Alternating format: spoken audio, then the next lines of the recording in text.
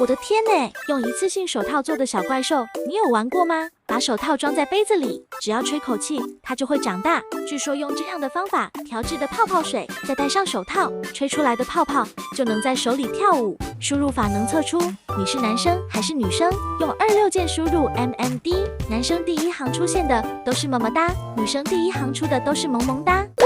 用一次性手套和纸杯就能做出会长大的小怪兽。按视频的方法调制的泡泡水，吹出来的泡泡还能在手上跳舞，这也太好玩了吧！我也想试试。先来用一次性手套做小怪兽，准备个纸杯和一次性手套。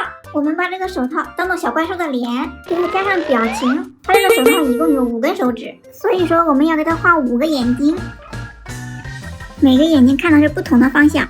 用睫毛再在它们的眼睛外面描一圈颜色，每一个都是不同的颜色。对了，再来画一个大嘴巴。画好之后，把它们裁剪下来。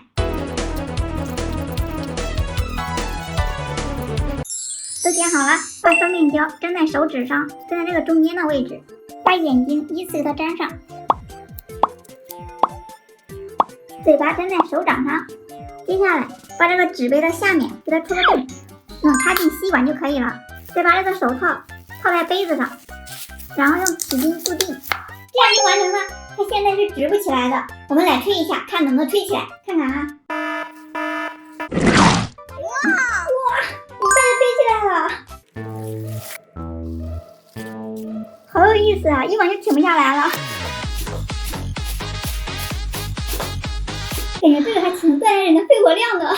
接着来做能在手上跳舞的泡泡，准备一个杯子，在里面加入洗洁精、清水。洗洁精和清水的比例是1:3，再加点勺过期的白糖，搅拌均匀。现在泡泡水已经调好了，接下来就来试一下，看它能不能在手上跳舞啊！用吸管转一下，吹个泡泡。哎，这不行啊，这手一碰就破了。再试一下啊，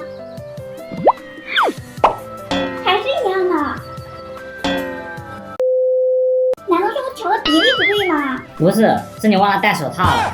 哦，我说怎么感觉手上东西呢？戴上手套再试一下啊。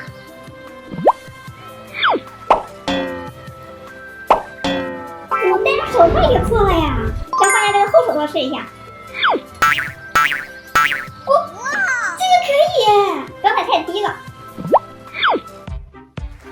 哇，你们看。感觉像在打乒乓球一样，这也太好玩了！哇，我这衣服上也可以耶，猫咪身上也可以。哎呦我的妈！那这样看来，这个泡泡能不能跳舞和这个泡泡水关系不大，关键在这个手套上啊，要用这种厚手套才行。最后一个，用输入法26键打出 MMD， 男生第一行出现的都是么么哒，女生第一行出现的都是萌萌哒。我试一下啊。